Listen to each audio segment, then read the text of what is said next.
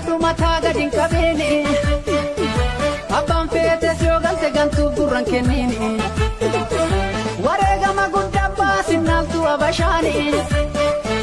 gabrummaa kalee sanatti hin deebi'u ni beeka Oromooni abbaan feetes haa galtu gantuun gantuma abbaan feetes haa galtu gantuun gantuma gorroo farkan kennu man Oromoo hundatti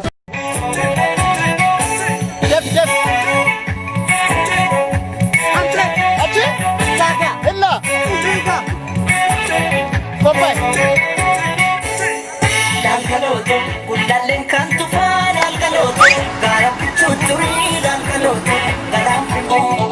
igani arasana, garati gamu mando, no basa, adam vale, no adambo.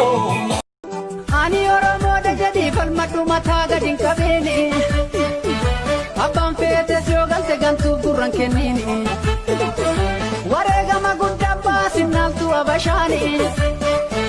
gabrummaa kalee sanatti hin deebi'u ni beeka Oromooni